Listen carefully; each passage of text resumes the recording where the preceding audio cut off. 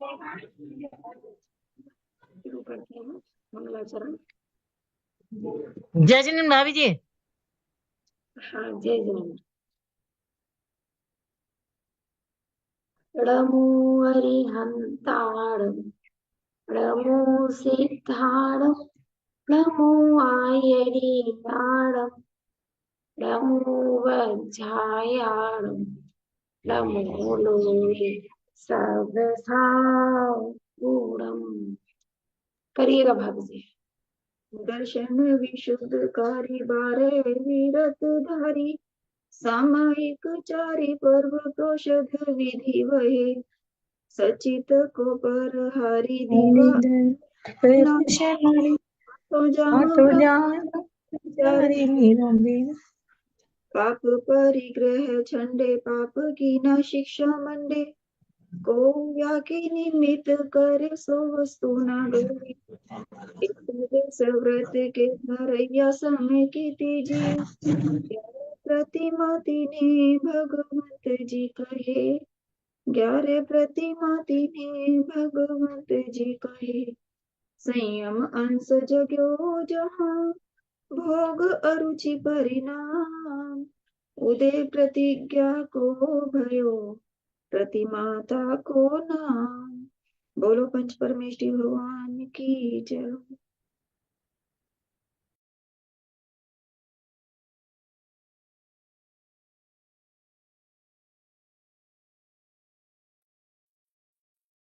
हाँ जी, अनीता दीदी कुछ पूछ रहे थे, पूछिएगा। अनीता दीदी पानी के बारे में पूछ रहे थे।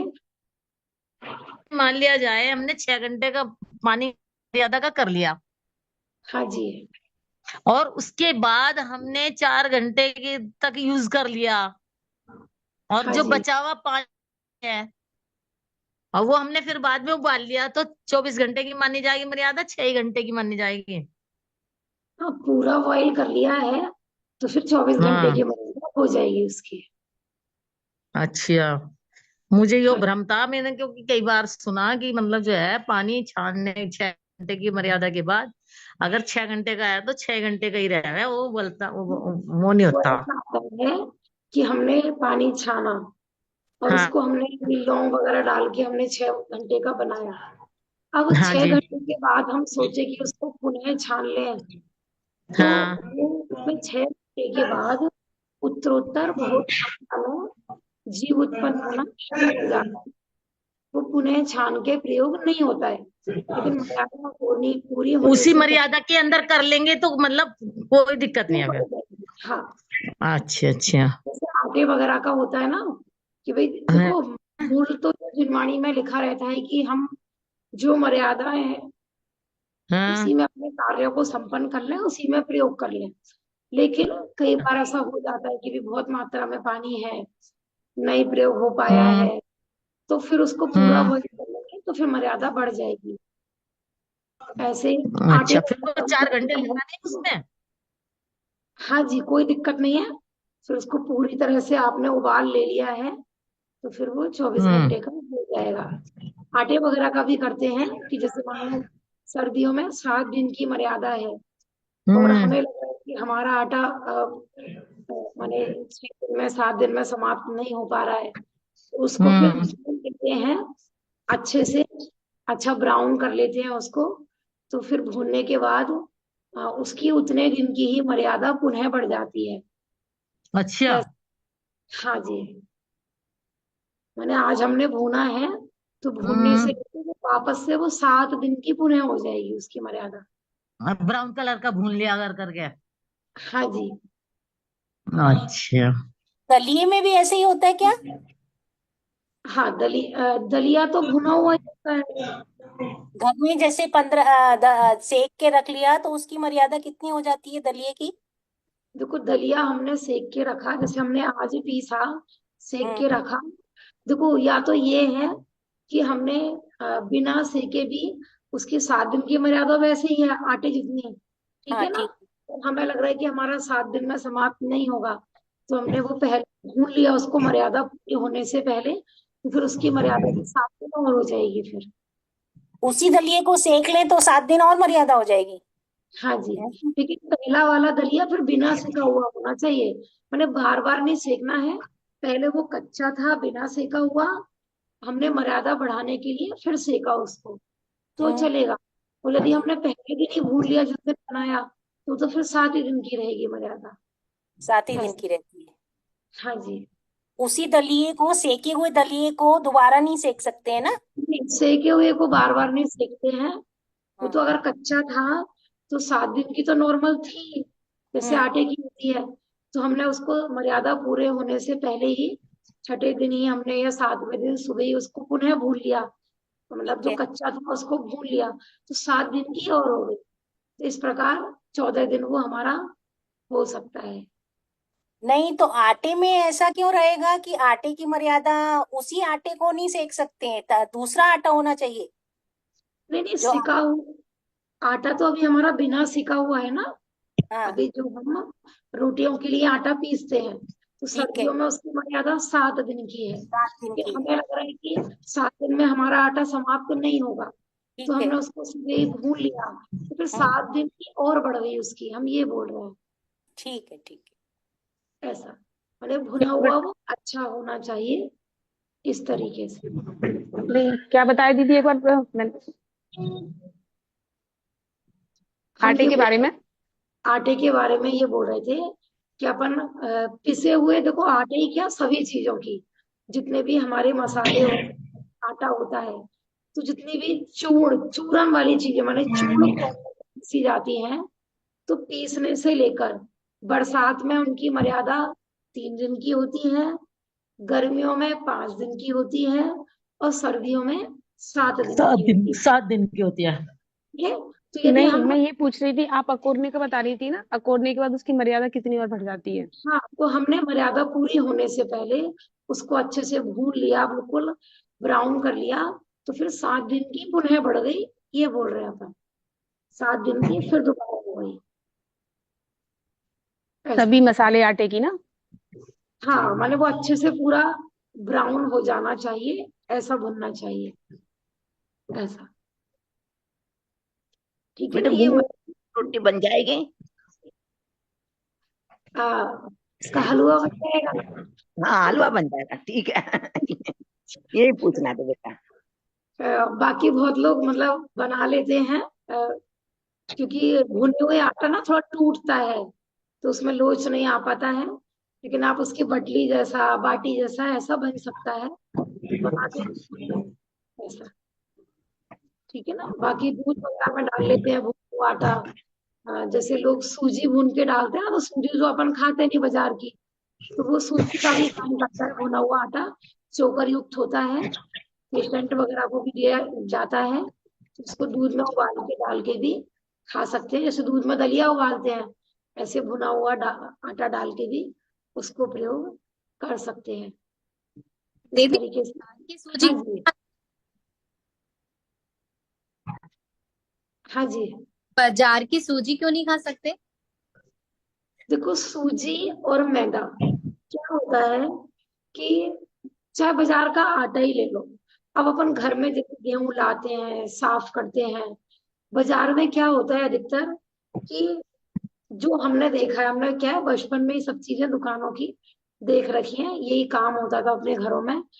अब गेहूं खराब हो गया, बिक नहीं रहा है, क्या करो, भैया आटा पीसने के लिए भेज दो या मैदा वाले को दे दो।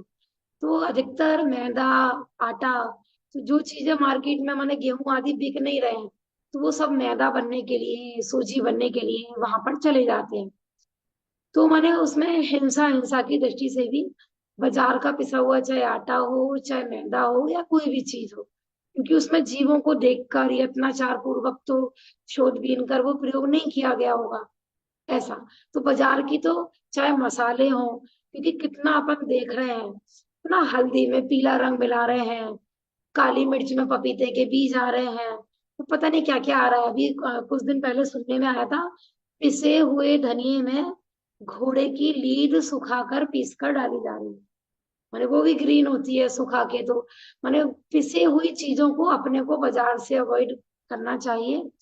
पहले जमाने में घर में बनाने में बहुत मेहनत होती थी, आज तो बिल्कुल मिक्सी आपके हाथ के नीचे है, साबुत मसाला लाइए, बीनिए, साफ कीजिए उसको, धूप लगाइए, फिर पीस सकते हैं। आटे की भी अब चक्की कोई बड़ी बड़ी आती हो ऐसा नहीं है, बिल्कुल मिक्सी से थोड़ी सी बड़ी अब तो घरेलू चक्की आटे की। और ऐसा भी नहीं है कि खड़ा होना पड़ता हो, आपका आप रसोई का काम करते करते इधर चक्की चल रही है और थोड़ा थोड़ा करके आप एक एक भगोना थोड़ा थोड़ा आप पी सकते हो। तो माने आज के टाइम में कठिन नहीं है, ये चीजें आप अगर ही फॉलो करते हो।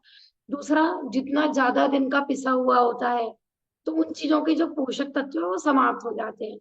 घर पे अपन ताजी मसाले, ताजी आटा, सब चीज पीसते हैं तो आप देखना टेस्टी भी होते हैं, हेल्दी भी होते हैं, और जीवों की हिंसा से भी अपन बच जाते हैं।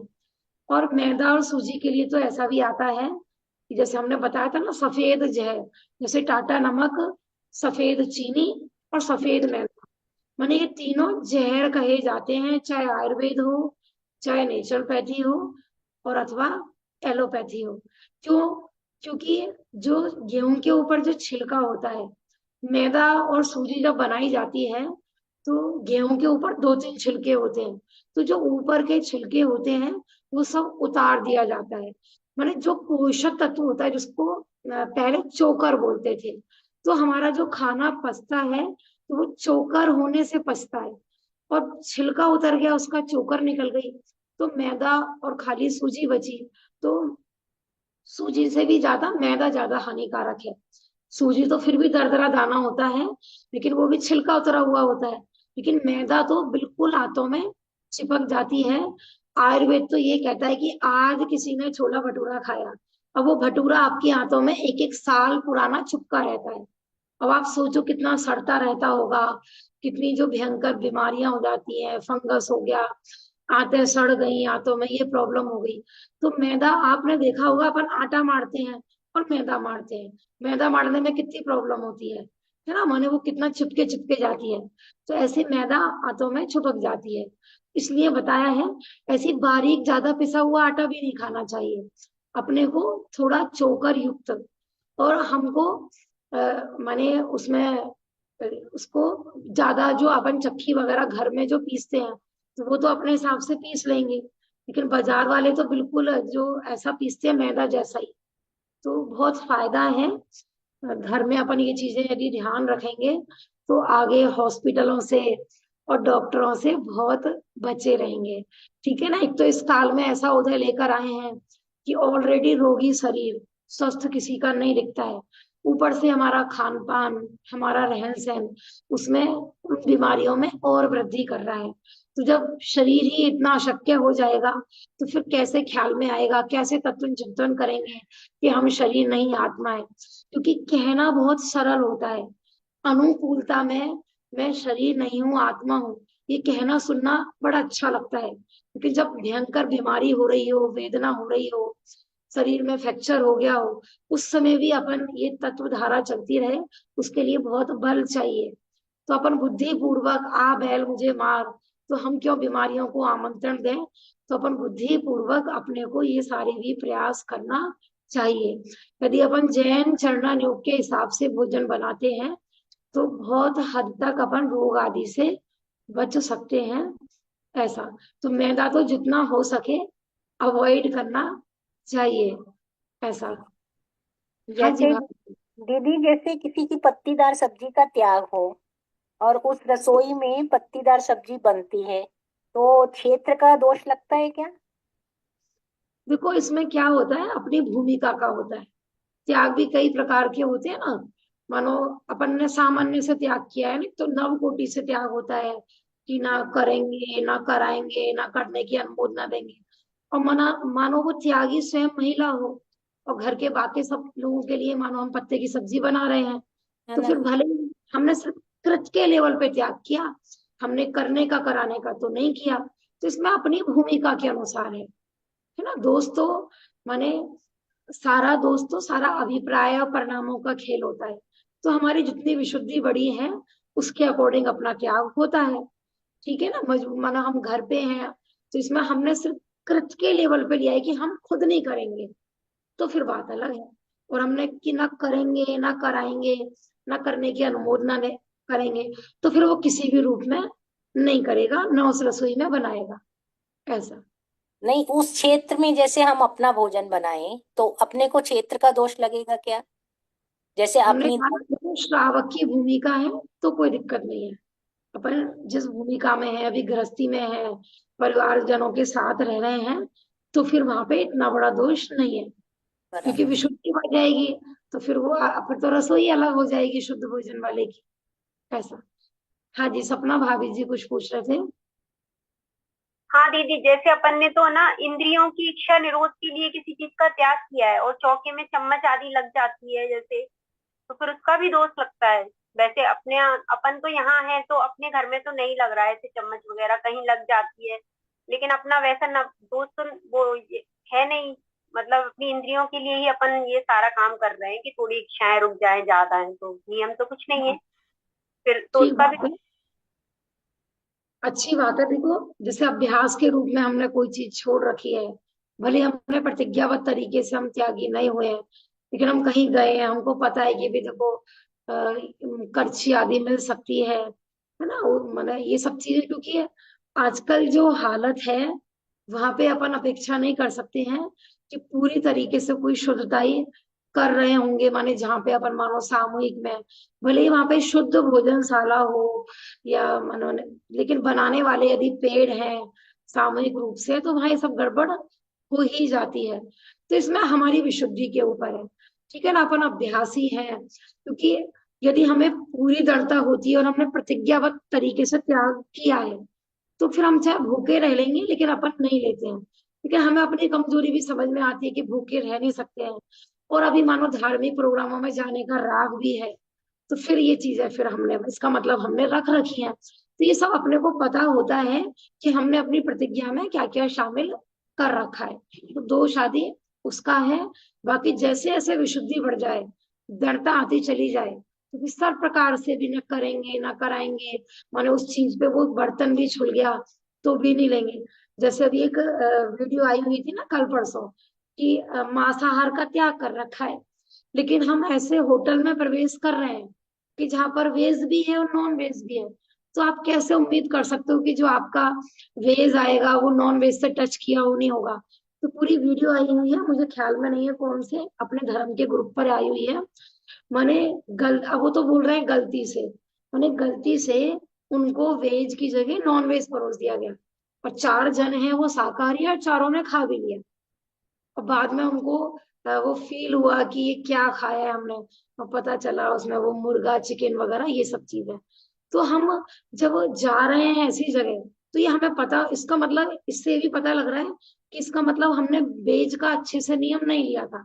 यदि पूरी तरीके से नियम लिया होता, तो हम पूरी जांच पड़ताल करके कि ऐसे होटल में प्रवेश ही नहीं करेंगे जहां पर नॉन वेज बनता है, नहीं तो फिर ऐसे दोष लगना स्वाभाविक ही है ना। ऐसे जमी करने का मानो हमारा त्याग है, और अपन बाजार का होटल वगैरह में जा रहे हैं कहीं भी, तो दोष ये सारी चीजें लगती हैं।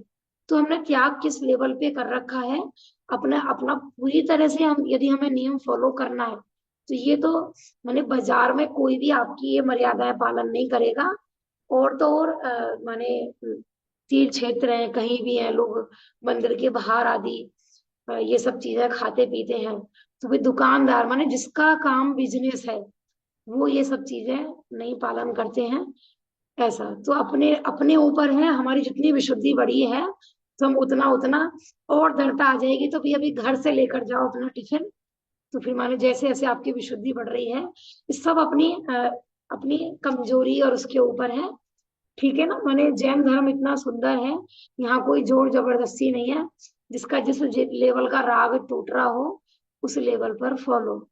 घर की मैदा बनाने का बहुत सरल तरीका तो यह है कि आटे को बिल्कुल बारीक कपड़े में छान लें, तो वह गुलाब जामुन रबड़ी के मालपुए में डाल सकते हैं। मैं खुद ऐसे ही बनाता हूँ। देखो यहाँ पर जो पालन कर रहे हैं ना भाई साहब, उससे ये प्रयोग किया है।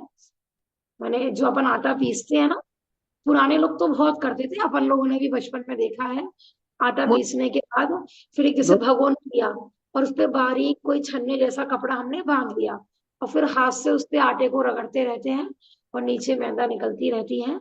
ये उनके लिए, मानो घर में बच्चे हैं, नई जनरेशन है, नहीं मान रहे हैं, तो इस तरीके से।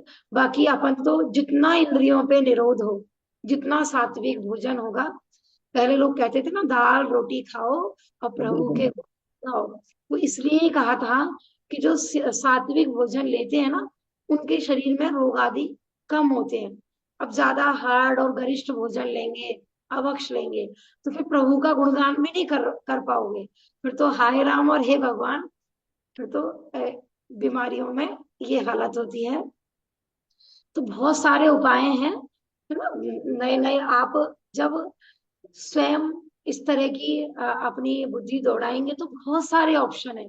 ऐसा नहीं है, अपन सब परिवार में रहने वाले हैं, सब तरह के लोग घर में होते हैं, किसी का नहीं है त्याग, तो बहुत सारे ऑप्शन हैं आज के टाइम में, है ना। यूट्यूब चैनल आदि इतने भरे पड़े हैं, आपने कोई भी एक चीज का त्याग कर दिया है तो उसकी जगह कम से कम 100 ऑप्शन आपको मिल जाएंगे कि इस वस्तु की जगह आप क्या क्या बना सकते हो, क्या क्या खा सकते हो, सारे उपाय हैं। तो ऐसा ठीक है ना। बाकी अपने लेवल पे देखें तो जितना विरक्ति हो ना, माने बात रही शरीर की पौष्टिकता की और उसकी, तो यदि हम शुद्ध परिणामों से विशुद्धि को बढ़ाते हुए कोई एक भी आहार लेते हैं तो पूरे शरीर के पोषक तत्व उससे ही संपन्न हो जाएंगे, ऐसा।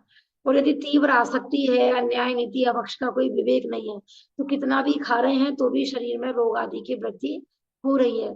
उपयोग अपना पूरा जब अपन भेद विज्ञान, तत्व ज्ञान और धर्म पे लगाए रखते हैं तो इसकी रक्षा करने वाले नौकर अपने आप ही तैयार रहते हैं, अपने आप ही पुण्य प्रकृतियां बनती हैं।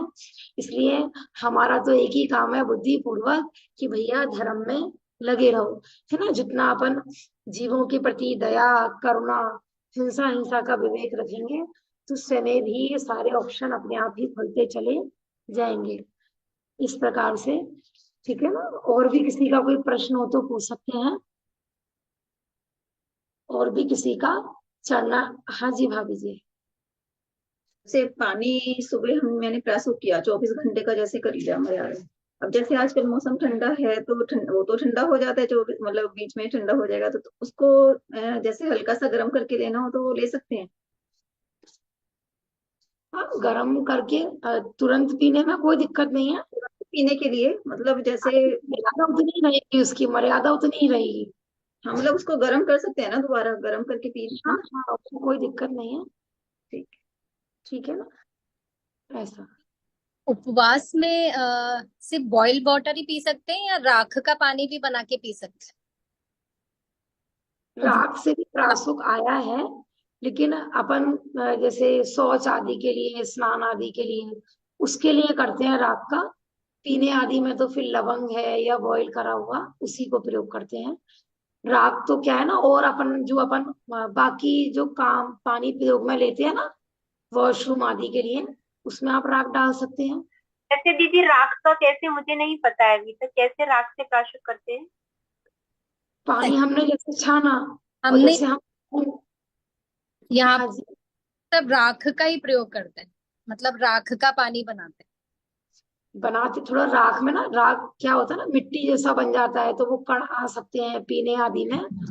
राख और भाभी फिटकरी का पानी कैसे होता है, वो भी प्राशुद्ध होता है क्या करने से? देखो, फिटकरी जो आती है वर्तमान में वो शुद्ध नहीं मानी जाती है चौके के हिसाब से। बाकी कोरोना में मानो पानी की गंदगी बिठाने के लिए, जैसे मानो मैला पानी है, गंदा पानी है, तो उसमें फिटकरी घुमा देते हैं, तो उससे गंदगी नीचे बैठ जाती है। उस चीज में मैंने कोरोना में इसका प्रयोग बहुत देखा गया था। बाकी फिटकरी अपने जैन चरणन योग के हिसाब से आज वर्तमान में वो शुद्ध नहीं है। फिटकरी उसका पानी प्राशुद्ध नहीं माना जाएगा मतलब? नहीं, अगर हमने फिटकरी घुमाई है तो 6 घंटे की मर्यादा तो हो जाएगी, लेकिन मैं ये अच्छा कहना चाहती हूँ स्कूल में अच्छा, आज शुद्ध नहीं है मतलब? हाँ, फिटकरी ही शुद्ध नहीं है, ऐसा। और लौंग का पानी ले सकते हैं? लौंग का ले सकते हैं, लेकिन बाद में कुल्ला करने के लिए सिंपल पानी ही लेना होगा, क्योंकि लौंग भी एक खाने की वस्तु है ना। तो जो टेस्ट तो आता है। हाँ, जो मुंह जो बिल्कुल शुद्ध माना जाएगा वो सिंपल पानी से ही माना जाएगा। लौंग के पानी का मुंह भी हमारा झूठा माना जाएगा। माने हमने कोई भी लौंग सौंफ इलायची के जो पानी है ना, तो वो क्योंकि खाने की वस्तु है हो गई, तो कुल्ला करने के लिए लास्ट जो पानी होता है वो सिंपल ही होना चाहिए, ऐसा। बॉइल्ड किया हुआ पानी ज्यादा बेटर रहता है कि लौंग और इलायची से जो प्रासुक किया जाता है वो पानी बेटर होता है? सबसे बेटर तो बॉईल करा हुआ है। बॉइल्ड किया हुआ हाँ, माने उससे बड़ा कोई फिल्टर पानी, 12 सबसे घंटे की शुद्ध पानी वही माना जाता है।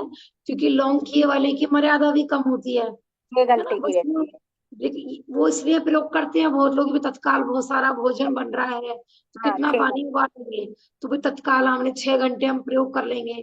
खाना बनाना है, सब्जियां धोनी है, आटा मारना है, उसमें प्रयोग कर सकते हैं 6 घंटे वाला, ऐसा। बॉइल्ड किया हुआ बेटर है। हाँ, सपना भाभी जी कुछ पूछ रहे हैं।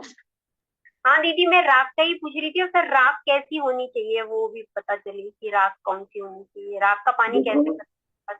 देखो क्या होता था ना, पहले तो घर घर में कोयले वगैरह जलते थे, है ना। तो वो राख एक ऐसी वस्तु होती है कि जिसकी कोई मर्यादा नहीं होती है, वो हमेशा प्रासुक मानी जाती है। उसमें जीव उत्पत्ति नहीं होती है, उसमें यदि पानी वगैरह का संयोग नहीं हो तो, ऐसा माने वो चीज पूरी जल गई, बिल्कुल प्रासुक हो गई, तो अपन जो वॉशरूम वगैरह में या किसी भी चीज में पानी प्रयोग करना है तो हमने राख डाल दी, तो उसकी मर्यादा भी फिर 6 घंटे की रहती है उस वस्तु की। इसलिए अपन राख डाल के भी प्रयोग कर लेते हैं, ऐसा। सस्ती भी होती थी पहले, घरों में फ्री में निकलती थी, है ना। तो इसलिए बहुत लोग राख से भी प्रासुक करते हैं कि पानी सिर्फ पीने में ही छना प्रयोग करना हो ऐसे नहीं। माने बिना छना जल काम न लेंगे, किसी भी कार्य में अपने को अनछना जल प्रयोग में नहीं लेना चाहिए, ठीक है ना। बाकी बाकी चीजें तो फिर बहुत दूर है, माने मेरा गीजर छाने है पानी का ना नियम है दीदी। मेरे छाने पानी का नियम है, लेकिन बाहर जाती तो थोड़ा गड़बड़ होती तो प्रायश्चित लेती थी। हाँ, बाहर भी जाए ना तो कोशिश पूरी करना चाहिए, पूरा फॉलो हाँ करने की, कि अपन अपने छन्ने लेकर जाए, वहां के हाँ, वॉशरूम में छन्ना बांधिए। थैली थैली ले जाती, मैं लगा लेती, कभी भूल गए कदाचित तो दोष लगता है। हाँ, और फिर लैट बाथ के लिए भी अपने को ना वॉशरूम में से पानी भर के फिर डालना चाहिए। हाथ धोने के लिए भी अपने को छने हुए पानी एक मग भर के जाना चाहिए, ताकि अपन आके छने हुए पानी से हाथ धो सके। और फिर छन्ने की बिलछानी कर देना चाहिए। माने जहां पर जैसी सुविधा मिले अपने को पूरा फॉलो करना चाहिए। क्योंकि एक अनछने पानी, एक जो अनछना पानी की जो बूंद होती है, उसमें असंख्यात त्रस्त जीवों का घात होता है। पानी ऊपर तो से, भाभी वैसे छलने से ही छानना चाहिए ना, थैली से नहीं छानना चाहिए ना। हाँ, थैली तो देखो एक, समझ लीजिए काम पूरा करने वाली बात होती है। अपने को कपड़ा ऐसा प्रयोग करना चाहिए, माने माने उसमें सिलाई नहीं होनी चाहिए, बिना मैं सिला तो हुआ कभी कपड़ा भी होना मैं चाहिए। कभी भी थैली यूज नहीं करती, रखती भी नहीं अपने पास। अच्छी बात है, मैंने छलने शायद लगती पहले हूँ। भी बताया था। ब्रह्मचारी जो सुमन भाई जी है ना, वो तो ये बोलते हैं कि थैली नहीं है, ये जीवों के लिए फांसी का फंदा है। क्यों? क्योंकि जो पानी के जीव होते हैं वो पानी में ही सुरक्षित रहते हैं, और हमने उनसे उनका जीवन छीन लिया, मानो हमसे कोई हमारी सांस छीन ली। तो ऐसे ही पानी के जीव पानी में जिंदा रहते हैं, और हमने पानी छीन लिया उनसे, और थैली में उनको सूखा छोड़ दिया, तो वो पानी के अभाव में तड़प तड़प के मरते हैं। जैसे ऑक्सीजन के अभाव में हमारी सांस घुटती है, जीव तड़पता है, ऐसे ही पानी के अभाव में उन्हें थैली के अंदर वो बिना पानी के तड़प तड़प के मरते हैं। तो अपने को ये चीजें ख्याल में रखनी चाहिए। माने आप चौकोर ऐसे कपड़े बनाइए, हाँ, डबल करने चौकोर के कपड़ा। चौकोर, ठीक है। और कोने से कोना बांधते हैं, 4 कोने का मानो छन्ना है, डबल करने के बाद 4 कोनों का, फिर 2 कोने पहले बांधते हैं, और फिर बाद में 2 कोने, माने नल पे भी अपन को बांधना है, तो पहले 2 कोने और फिर 2 कोने, और फिर बीच में ऐसा अच्छे से उनकी कटोरी से बन जानी चाहिए, ताकि वो पानी छानने के लिए पूरी जगह हो। और जैसे ऐसा नहीं है, बांध नहीं करते तो रबड़ भी बांध सकते दीदी, आजकल तो रबड़ है तो रबड़ फंसा दो ऊपर। हाँ, रबड़ भी बांध लेते हैं, आप कोई डोरी वगैरह का भी प्रयोग कर सकते हैं। लेकिन मूल क्या है ना, मतलब गांठ, माने अपन कई बार डोरी नहीं मिलती है या कुछ, तो मेन तो ये है कि कोने से कोना बन जाता है, जो कोने हैं उनको पतला कर दो, आराम से और जब हमारा पानी छन जाए तो फिर छने हुए पानी को ही उस छनने की बिलछानी कर देना चाहिए। प्रॉपर विधि तो इस प्रकार से है, ठीक है ना। क्योंकि एक तो पहले से ही आज हम पूर्व में इतनी विराधना करके आए हैं कि मूल में ही पानी इतना अशुद्ध हो गया, इतना माने उसके जब वो बोरिंग आदि से चढ़ता है तो ही कितने सारे जीवों की हिंसा आदि हो जाती है।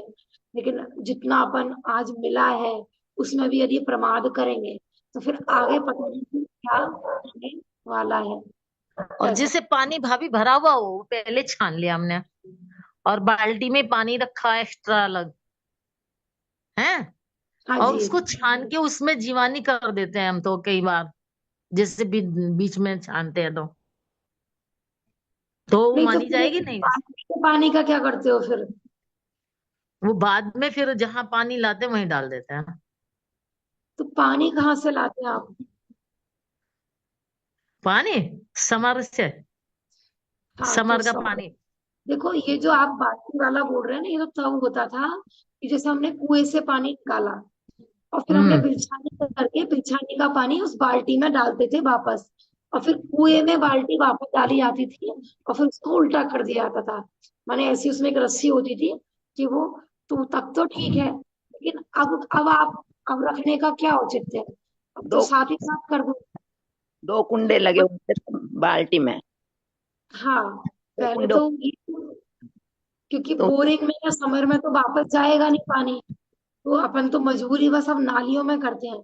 बस इतना ध्यान रखें कि जब अपन नाली में बिलछानी करते हैं तो उस समय सरफ, साबुन और किसी भी चीज का पानी फेंका हुआ नहीं होना चाहिए।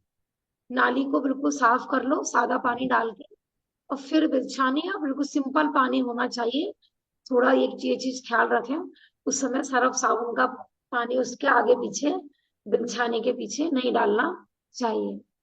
ऐसा मैंने कुल मिला के ये है कि अंदर में जीवों के प्रति दया होगी, करुणा होगी तो ये सब चीजें अपने आप ही फलेंगी। कठिन कुछ भी नहीं लगेगा। जैसे अपन दैनिक कार्य अपने डेली में आराम से आ जाते हैं, हमको कोई दिक्कत नहीं होती, तो ऐसे ही जब हम ये सब सहज हो जाती हैं तो डेली माने छन्ना बांधना, खोलना, जीवानी करना, ये बाकी कार्यों की तरह सहज होता है।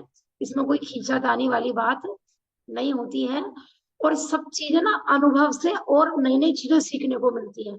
जब अपन प्रयोग करने लगते हैं ना तो अपने आप ही भी ये बेटर रहेगा, ऐसे जीवों की रक्षा ज्यादा अच्छे से होगी, तो ये अपने आप ही विशुद्धि से अपने आप ही हमें जीवों की रक्षा के नए नए तरीके खुद से ही पता लगने लगते हैं। ऐसा ठीक है ना। तो अपन बुद्धि पूर्वक जितना बने उतना अपने को कोशिश करना चाहिए, ठीक है ना। क्योंकि मुनिराज तो अपन महाव्रत की ओर बढ़ना है, और मुनिराज ने तो सभी जीवों को उन्होंने अभय दान दे दिया। उन्होंने पानी छानना ही बंद कर दिया। अनछना तो दूर, वो छना भी नहीं छानते। कैसा भी मानो उन्होंने घर के काम करना ही बंद कर दिया। अपने जीवन में भी ऐसा कैसा वो दिन आए कि सब आरंभ के कार्य बंद हो जाए, ऐसी भावना अपने को भी भाना चाहिए।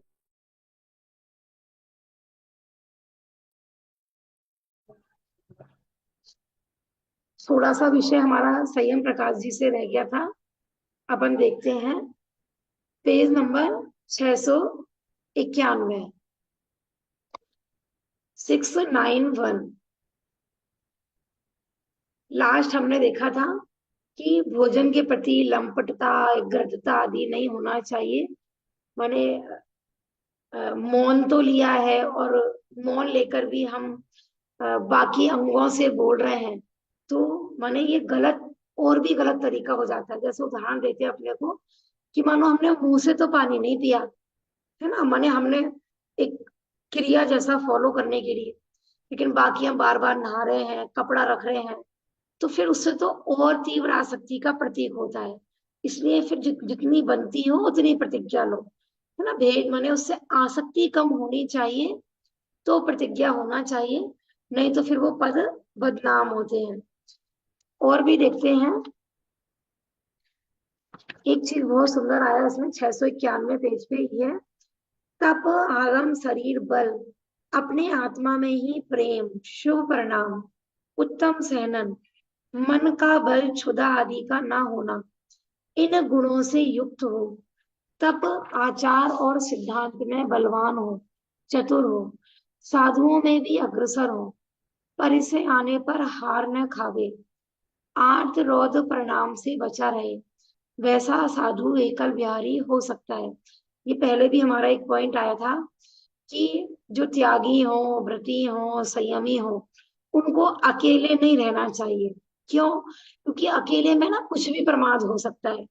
छन्ना बांधा नहीं बांधा, बिलछानी करी नहीं करी, लेकिन जब 2 लोग 4 लोग साथ में रहते हैं ना, तो फिर चढ़ना रुख के प्रति भी सावधान रहते हैं। तो इसलिए इसमें आया है, मेरा बैरी भी अकेला नहीं रहे, क्योंकि अकेले में धर्म फलता नहीं है। तो फिर मुनिराज, आरिका, क्षुल्लक, एलक, इनको भी अकेला विहार बिल्कुल बिल्कुल ही मनाही है। माने उनको समूह में ही रहना चाहिए, क्योंकि अकेले में रहेंगे तो कुछ भी स्वच्छंदता उनके जीवन में हो सकती है, और व्रत दूषित हुए बिना नहीं रहेंगे, है ना। ये चीजें तो आप घरों में भी देख सकते हैं ना, परिवार में रहते हैं तो कितना माने सजग रहते हैं, और अकेले में रहने लगे तो कुछ नहीं पता, दिन में खा रहे हैं, बिल्कुल दिन छिप गया है तब भी भोजन चल रहा है, और 4 लोग घर में रहते हैं तो टोकते रहते हैं बड़े जनों। तो ये चीजें अपने को ख्याल में रखना चाहिए। एक पॉइंट और है कि पानी बरस रहा हो तब 11वीं प्रतिमाधारी जो है, तब वो भोजन के लिए, आहार के लिए जाए कि नहीं जाए। मानो बारिश हो रही है, क्योंकि वो कपड़े पहनते हैं, तो इसलिए बारिश होने पर एलक, क्षुल्लक, क्षुल्लिका, आरिका ये भोजन के लिए नहीं जाते हैं। जब बारिश बंद हो जाए तभी ये आहार के लिए, भोजन के लिए निकलते हैं। क्यों? क्योंकि ये कपड़े पहनते हैं, और कपड़े गीले हो जाएंगे तो क्या होगा कि शरीर में जो हमारे शरीर का जो पसीने आदि होते हैं, शरीर के टच होने से, पानी गीला होने से सम्मूर्छन जीवों की उत्पत्ति हो जाती है ना। एक सांस में 18 बार जन्म मरण करने वाले जीवों की उत्पत्ति हो जाती है। इसलिए जब बिल्कुल बारिश बंद हो जाए तभी इनको आहार आदि के लिए जाना चाहिए।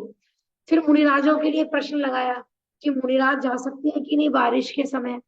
तो मुनिराज के लिए ये बताया है कि तेज बारिश हो तो उस समय मुनिराज भी नहीं जाए, लेकिन मुनिराज हल्की बूंदाबांदी में जा सकते हैं, क्योंकि उनके शरीर पर वस्त्र नहीं होते हैं। लेकिन एलक, क्षुल्लिका, आरिका आदि ये हल्की बारिश में भी नहीं जाते हैं, जब पूरी तरह से बारिश बंद हो जाए तभी जाते हैं। प्रश्न है कि भी चल पड़े थे, फिर बीच में बारिश आ गई, तो फिर वहीं पर कहीं पर भी साइड में ही खड़े हो जाएं, बारिश बंद होने का इंतजार करें। ये तो संक्षिप्त में ही हमने लिया है, इसमें तो काफी पैराग्राफ बताए हैं।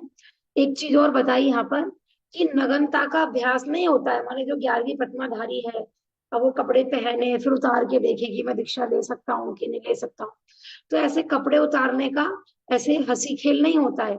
एक बार उतर गए तो उतर गए, तो माने बाकी चीजों का तो अभ्यास होता है, लेकिन नग्नता का अभ्यास नहीं होता है। हाँ एक दीदी, बार हो गई।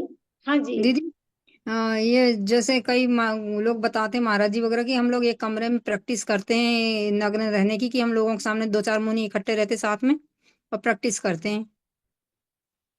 नहीं, मुनिराज तो ऑलरेडी नग्न होते हैं। नहीं मुनि नहीं, जैसे एलक छुल्लक हैं उनको वस्त्र अलग करके हम लोग इस तरीके से प्रैक्टिस करते हैं, ऐसा बताते। नहीं नहीं, देखो मैं आपको पैराग्राफ पढ़ के सुनाती हूँ।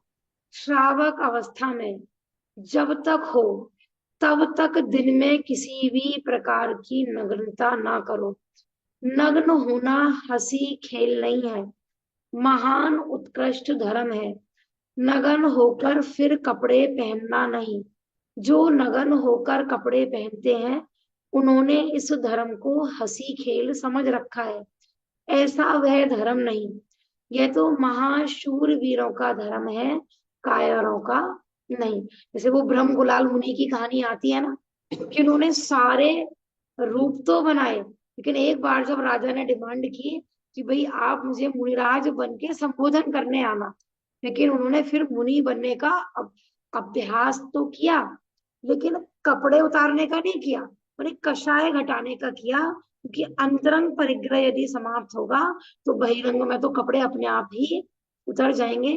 फिर राजा ने बहुत आग्रह किया था कि आप तो मेरे संबोधन के लिए मुनिराज बने थे, अब आप कपड़े पहन लो। तो उनने भी यही कहा था कि ये कोई दिगंबर दशा, कोई हंसी खेल नहीं है कि जब मर्जी कपड़े पहन लिए और जब मर्जी उतार लिए, ऐसा।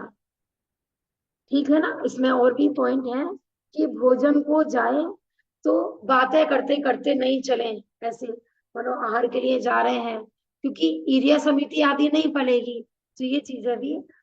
और एक और आया है कि अलग से दातुन वगैरह नहीं करेगी, माने आहार तो यहाँ पे कर लिया और अलग से जाके नाली पे या वॉशरूम में जाके कुल्ला कर रहे हैं, मंजन कर रहे हैं। ये भी माने जो 11वीं प्रतिमाधारी हैं, ये भी आहार के समय ही माने जो जल है उसी को मुंह में घुमा के अलग से कोई कुल्ला मंजन आदि नहीं करते हैं, माने अंदर अंदर ही पानी को घुमा के वही इनके लिए व्यवस्था है। फिर 695 बेटा, हाँ एलग 695 95 पेज पे क्षुल्लक छुली का धर्म लाभ कहें और एलक जी अक्षयदान, ये हो गया था हमारा। और हाँ एक चीज और बता रहे हैं यहाँ पे कि एलक को तो चौका में ही बिठाकर आदर जिमा दे, आदर सहित जिमा दे। स्पर्श शूद्र को थोड़ा सा भोजन दे देना या कह देना कि यहाँ ही जिम ले। सो पहले का लाया हो तो पहले उस, ये हो गया था हमारा।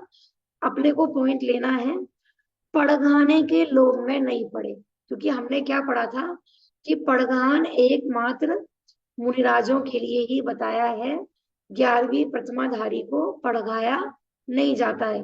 अब किसी को ये लगे कि नहीं नहीं मेरा भी पड़घान होना चाहिए, तो यहाँ कह रहे हैं कि पड़घाने के लोभ में नहीं पड़े। कहीं कहीं यदि थोड़ा बहुत आया भी है तो वो मूल मार्ग नहीं है। किसी भी ग्रंथ में मुनि के सिवा पड़घान और के लिए नहीं लिखा है। ढोंग करना ठीक नहीं। श्रावक आदर भक्ति पूर्वक आहार दे तो क्यों नहीं लेना।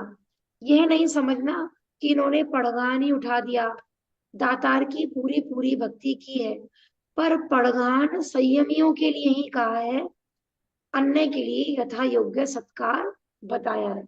मैंने स्पष्ट शब्दों में लिख दिया, पड़घान सिर्फ मुनिराजों के लिए है। तो यदि दातार भक्ति पूर्वक कह रहा है आइए आहार लीजिए तो उसी में ही लेते। हाँ पेज नंबर है 695। पड़घान माने कि जब मुनिराजों की जब आहार चर्या का समय होता है तो जो श्रावक होते हैं वो अपने दरवाजे पे खड़े होते हैं और उनको जैसे मुनिराज दिखते हैं तो वो मुनिराज नमोस्तु नमोस्तु, अत्र अत्र, तिष्ठ तिष्ठ, इस तरीके से उच्चारण करके उनको आह्वान उनका किया जाता है, वो पड़घान कहलाता है। तो यहाँ पे क्योंकि क्षुल्लक जी तो ऑलरेडी आंगन तक आ ही गए, उनके लिए इस तरह से पड़घान नहीं बताया है। बाकी इसमें ये कह रहे हैं कि कहीं कहीं यदि आई भी है कोई क्षुल्लक जी की नवदा भक्ति है यो, तो ये मूल संघ आमनाय के अनुसार नहीं है, काष्ठा संघ के अनुकूल ये सारी बातें वहां पर बताई हैं। जैसे इसी में लिखा है ना कि रत्नगण शाकोचार में सदा सुखदास जी ने आजकल की प्रवृत्ति को देखा देखी कर जरूर लिख दिया है। हाँ ये इसमें आया ना, बाकी किसी भी ग्रंथ में मुनि के सिवा पड़घान और के लिए नहीं लिखा है ना, आगे क्लियर कर दिया है कि वो क्या होता है ना, कई बार कोई चीज चल रही है तो शर्मा शर्मी देखा देखी है ना, लोग बुरा नहीं मान जाए, तो कई बार वर्तमान की विकृति भी वहां की जो लिखित साहित्य होता है ना इसमें भी प्रवेश कर जाती है। लेकिन यहाँ ये कह रहे हैं कि मूल आगम में कहीं भी उनके पड़घान के लिए बात नहीं आई है। आप पढ़ लेना, बहुत ये मतलब काफी विस्तार से दिया है इसमें। और एक क्षुल्लक ज्ञान सागर जी कृत दान विचार वहां का भी आया है, लेकिन स्पष्ट शब्दों में लिखा। जैसे ये भी आया है कि शहर के लोगों ने रावण को अर्घ चढ़ाया, श्री कृष्ण को अर्घ चढ़ाया। तो अर्घ चढ़ाने का मतलब हर जगह कोई अष्टद्रव्य से नहीं है, है ना। जैसे कोई व्यक्ति ने महान कार्य किया तो अपन बोलते हैं ना भक्ति में कि हमारा तो मन कर रहा है कि इनका अर्घावतारण करें अपन, तो वह हर मैंने मुनिराजों की तरह अष्टद्रव्य से अर्घ चढ़ाया हो ऐसा अर्थ नहीं लेना है। फिर 686 पेज है। इस प्रकार खड़े खड़े हाथों को जोड़कर सिर को नमाकर उत्तम श्रावक जो एलक क्षुल्लक क्षुल्लिकाओं के लिए नमस्कार इक्षामी, माने उन मुनिराजों को तो नमोस्तु बोला जाता है, और इनके लिए नमस्कार क्या है कि इक्षामी कहना ही इनका सत्कार है। मुनि की तरह जमीन पर बैठकर श्रावक अवस्था में नमस्कार करना अयोग्य है। कोई भूलकर वैसा नमस्कार करे तो खुद व्रतियों को चाहिए कि वे उस गृहस्थ श्रावक को समझा दें। देखो क्या कह रहे हैं यहाँ पर, कोई कहे मानो कोई त्यागी व्रती है, मानो 11वीं पटमाधारी है, और श्रावक उनको मुनिराज की तरह पूजन कर रहे हैं, अर्घ चढ़ा रहे हैं, तो यहाँ ये कह रहे हैं कि यदि श्रावकों में विवेक नहीं है तो स्वयं त्यागी को कह देना चाहिए कि नहीं, ये ऐसी इस प्रकार की भक्ति तो मुनिराज के लिए होती है, हमारे लिए नहीं करो। क्योंकि आज वो करवाते रहेंगे तो फिर तो ये गलत परंपरा प्रारंभ हो जाएगी, तो इसलिए व्रती को भी दोष आता है। इसलिए उनका खुद का कर्तव्य है कि वो सही बात बताए। जैसे आजकल ब्रह्मचारियों को भी चल गया है वंदना कहने का, तो वो मैंने खुद ही बोला कि पहली प्रतिमा से 10वीं तक जय जिनेन्द्र, यही व्यवहार चलता है। इसके अलावा क्योंकि हम जय जिनेन्द्र को हल्का क्यों समझ रहे हैं, जय जिनेन्द्र है ना, माने जिनेन्द्र भगवान की जय हो, इससे बढ़िया उत्कृष्ट अभिवादन और क्या होगा, है ना। कोई माने हम क्यों चाहते हैं कोई हमें नमोस्तु बोले, जिनेन्द्र भगवान की जय हो, इससे बढ़िया अभिवादन और कोई भी नहीं है। ऐसा जय जिनेन्द्र सबसे सुंदर ये। मंदिर जी में एक दूसरे से जय जिनेन्द्र करते हैं, वो क्या उचित है? नहीं, मंदिर में भगवान के सामने तो हम बोल सकते हैं जिनेन्द्र भगवान की जय हो, लेकिन किसी दूसरे के अभिवादन में नहीं बोलो जय जिनेन्द्र, आपस में नहीं बोलना चाहिए। मंदिर के बाहर जब आ जाए तभी अपने को बोलना चाहिए। इस इतना प्रकार बाद भी तो जय जिनेन्द्र करते मानते नहीं। आज मैं जाप दे रही थी, एक भैया आए भोपाल वाले, दीदी जय जिनेन्द्र, मैंने कुछ जवाब नहीं दिया, जाप ही कर रही थी। हाँ, इसमें ना अपने को मौन ही रहना चाहिए, मंदिर में जय जिनेन्द्र अभिवादन नहीं करना चाहिए, क्योंकि हमने एक बार यदि कर लिया तो सामने वाला बार बार करेगा, और अपने साधर्मी हैं तो हम उनको बाद में बता दें कि भाई हमारा नियम है, हम मंदिर में जय जिनेन्द्र नहीं करते हैं, तो फिर वो बुरा भी नहीं मानेंगे। ऐसा ठीक है। हंस के टाल दो, लगभग हंस के टाल दो, हाँ जी, हंस के टाल दो। हाँ अपने रा- सबसे बढ़िया है ना, मंदिर में भगवान की तरफ ही ध्यान दो, किसी की तरफ ध्यान ही नहीं दो। ऐसा इस प्रकार हमारा संयम प्रकाश जी से जो थोड़ा थोड़ा हमने बीच बीच में से लिया था। अब 697 पे एक ये भी आप देख लेना, 1.5 पेज में है कि जो 12 व्रत होते हैं तो वो 11 प्रतिमाओं में निरातिचार कहाँ कहाँ पलते हैं। तो इसमें जैसे बताया कि जैसे पहली प्रतिमा है तो वह अणुव्रत तो होते हैं, लेकिन अणुव्रत निरातिचार नहीं पलते हैं पहली प्रतिमा वाले के। दूसरी में जो 5 अणुव्रत है वो तो निरातिचार होते हैं, लेकिन दिग व्रत है, देश व्रत है, अनर्थ दंड व्रत है, प्रोषदोपवास है, सामायिक है, तो अभी जिस जिस नाम की प्रतिमा आएगी वहां पर ही निरातिचार पलेंगे, है ना। सामायिक कहाँ पर निरातिचार होगी, सामायिक प्रतिमा में। प्रोषदोपवास कहाँ पर निरातिचार होगा, प्रोषदोपवास प्रतिमा में। भोग उपभोग परिमाण व्रत, ये निरातिचार कहाँ पर होगा कि जब तक पूरा भोग उपभोग समाप्त नहीं हो जाएगा, तो ये लगभग बताया है 10वीं प्रतिमा तक। ऐसे ही ब्रह्मचार्य जो अणुव्रत था वो पूरी तरीके से निरातिचार कहाँ पे पलेगा कि जब तक ब्रह्मचार्य प्रतिमा नहीं आ जाएगी। और भी इसमें बता रहे हैं कि जो सूक्ष्म दोष है ना ब्रह्मचार्य के, वो तो 11वीं प्रतिमा पे ही समाप्त होते हैं, और बाकी ब्रह्मचार्य महाव्रत तो मुनि व्रत धारण करने पे ही आता है। तो ये बहुत सुंदर है विषय, ये भी आप देखना कि माने पूरी तरीके से निरातिचार जो 12 व्रत थे ना, 5 अणुव्रत, 3 गुण व्रत और 4 शिक्षा व्रत, वो कहाँ पर जाकर पूरे निरातिचार पलते हैं। ये नहीं कि दूसरे में सारे निरातिचार हो गए, है ना। दिग व्रत है, जब तक सवारी आदि का त्याग नहीं हो जाएगा तब तक दिग व्रत निरतिचार नहीं पलेगा।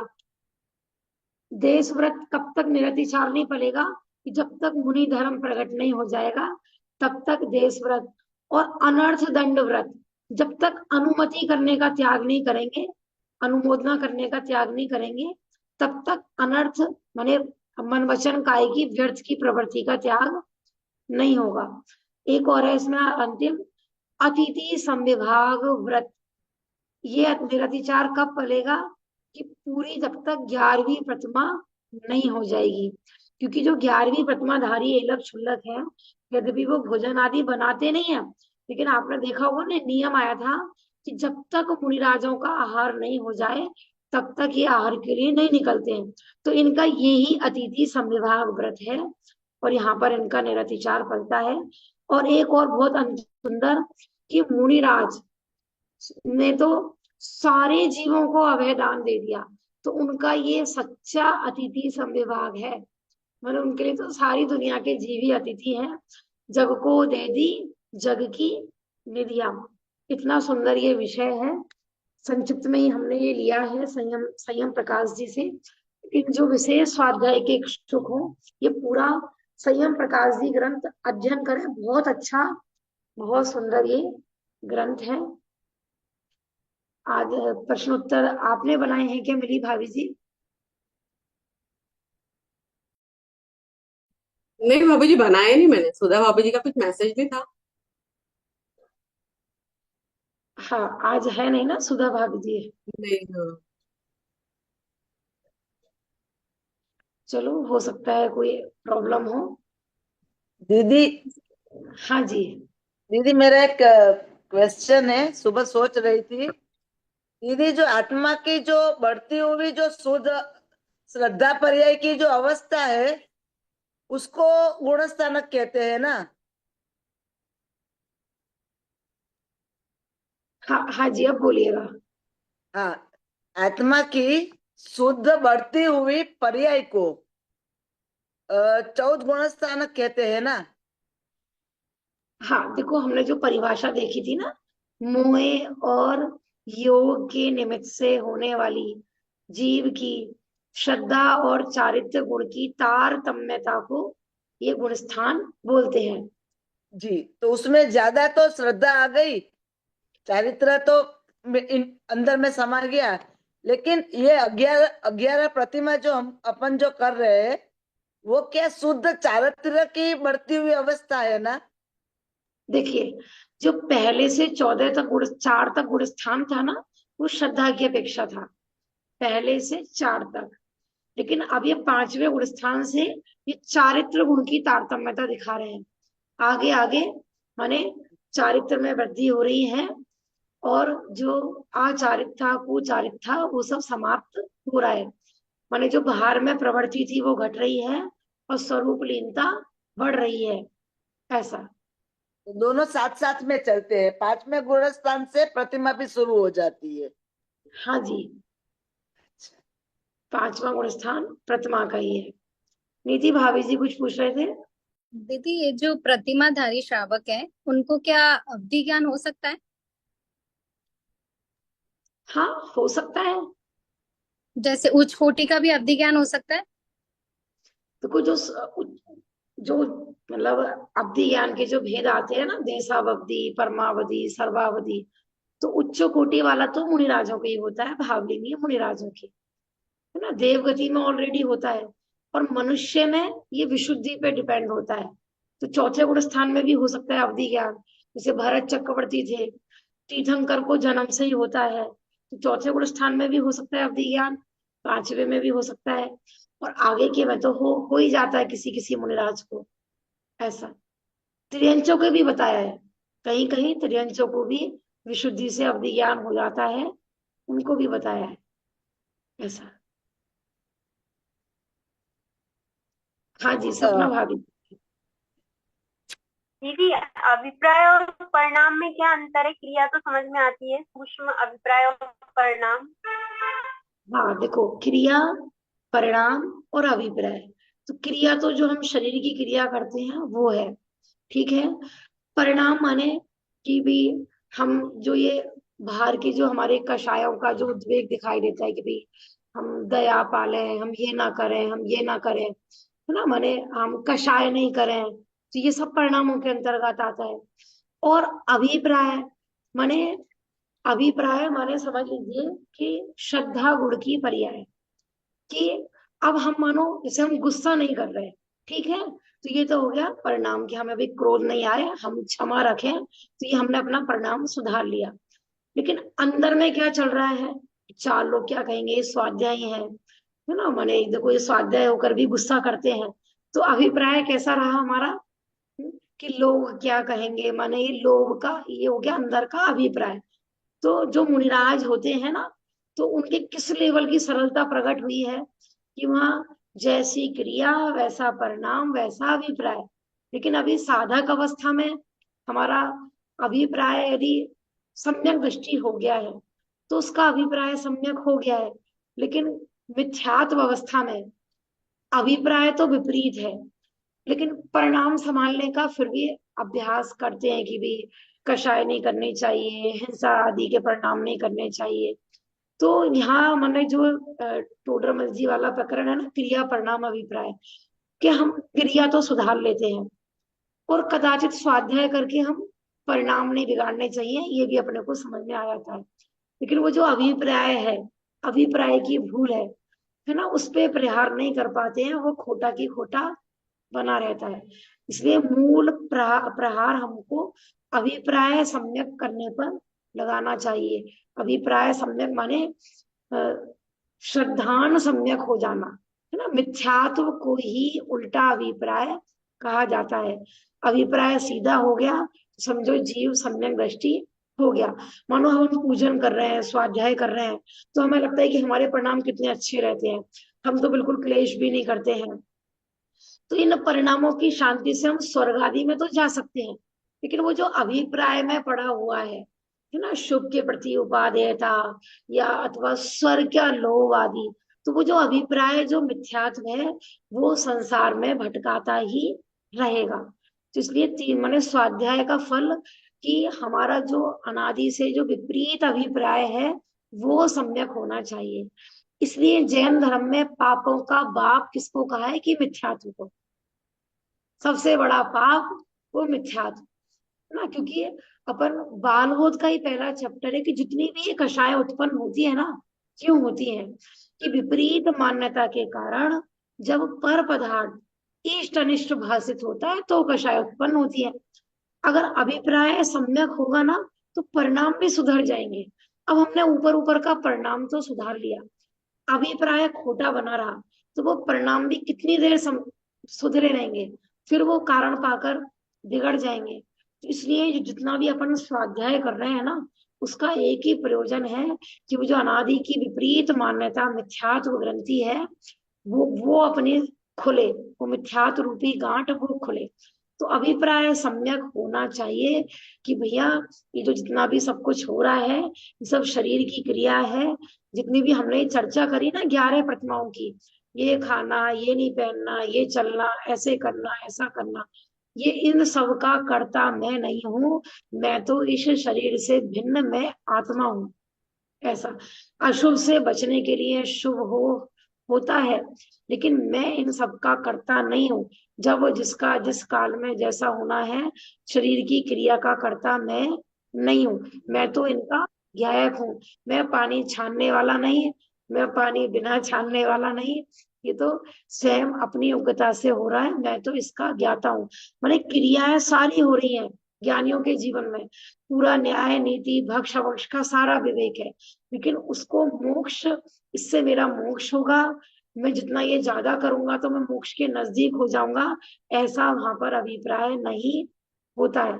तो ऐसे क्रिया परिणाम और अभिप्राय, ठीक है ना, बुद्धि पूर्वक परिणाम अच्छी बात है, संभाले जाते हैं, लेकिन अपना अभिप्राय भी टटोलना है कि जो मैं परिणाम संभाल रही हूँ तो क्या मैं लोभ आदि के वस्तु नहीं, चार लोग मेरे को अच्छा समझे, क्षमा स्वभावी समझे, तो अपना अभिप्राय निकालना है मेन खोटा। हाँ जी भाभी जी।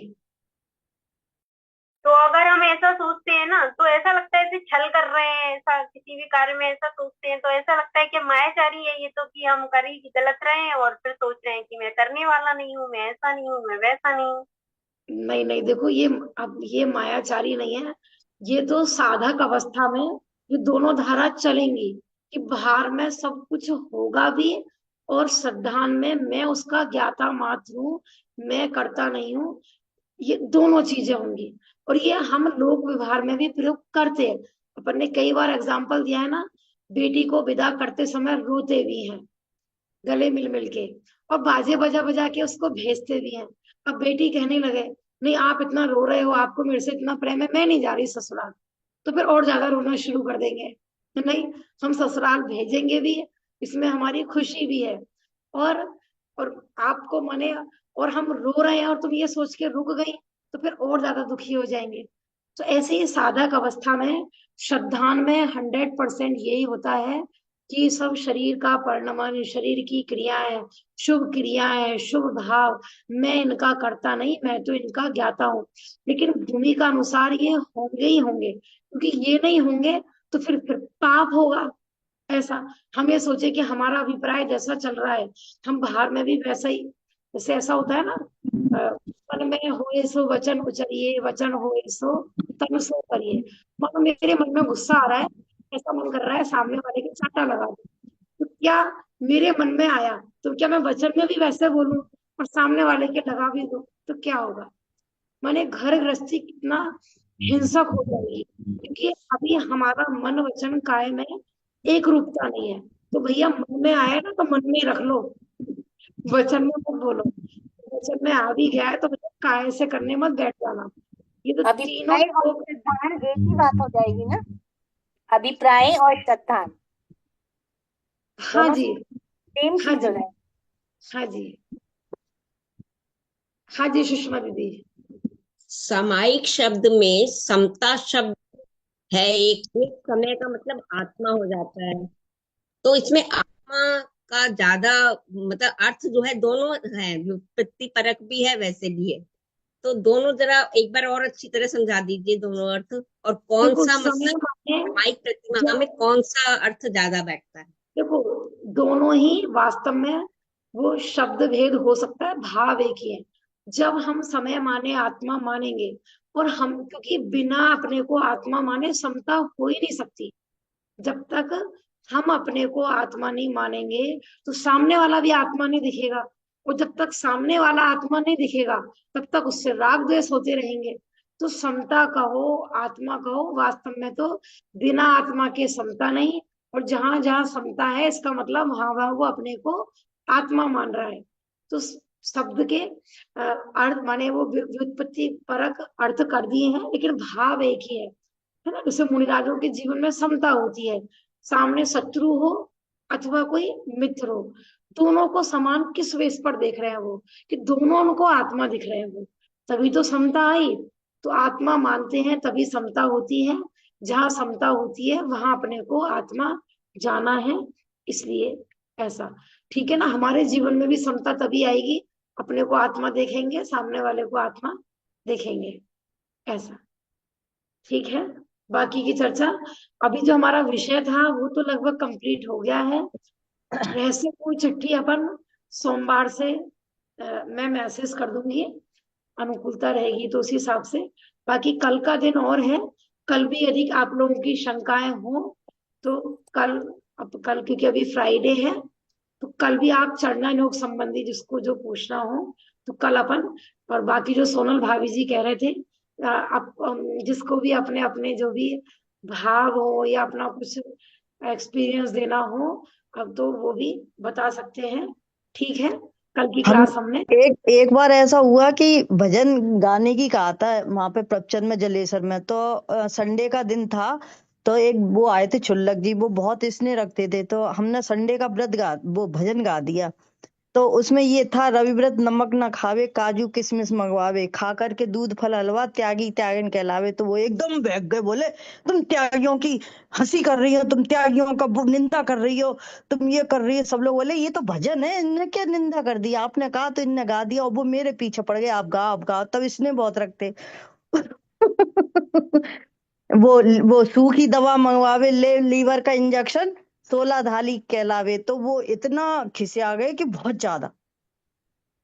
ठीक है ना, देखो अपने को तो अपना देखना है कि कहीं ऐसा ना हो कि अपन भी ऊपर ऊपर के त्यागी बन जाए। तो ये इसको कहते हैं अभिप्राय में पड़ी हुई वासना, है ना। तो हाँ इसलिए हाँ ऐसा ठीक है ना। पीडीएफ मिल जाएगी दीदी? पीडीएफ रहस्यपूर्ण चिट्ठी की पीडीएफ मिल सकती है क्या?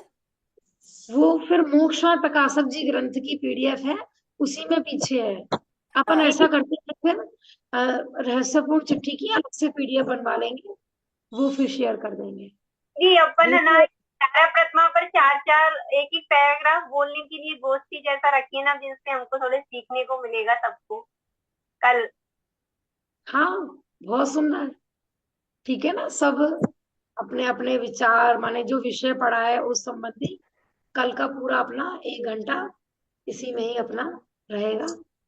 ठीक अच्छा है। दीदी, जिनवाणी का करूं मैं? हाँ जी, पढ़िए। माँ जिनवाणी मुझ अंतर में होकर मुझ रूप समा जाओ, शांत शुद्ध ध्रुव गायक प्रभु की महिमा प्रतिक्षण दर्शाओ। चैतन्य नाथ की बात सुने से अद्भुत शांति मिलती है, मानो निज वैभव प्रकट हुआ, सब आदि व्याधि टलती है। गायक महिमा सुनते सुनते बस गायक में जीवन होवे, निज गायक में ही रम जाऊं, सुनने का भाव विलय होवे। हे माँ तेरा उपकार यही प्रभु सम प्रभु रूप दिखाया है, चैतन्य रूप की बोधक माँ मैं सभी ने शीश नवाया है, मैं सभी ने शीश नवाया। बोले जिनवाणी माता की जय। द्वादशांगमयी जिनवाणी माता की जय। रमो अरिहंताणं रमो सिद्धाणं आयरियाणं रमो वज्रायाणं रमो लोवे सव्यसागुणं। बोलो जिनवाणी माता की जय। महान जैन धर्म की जय। जय जिनेन्द्र सभी को। जय कल जिनेन्द्र। सभी को जय सब्सक्राइब जिनेन्द्र। सभी को कल जय जिनेन्द्र। आप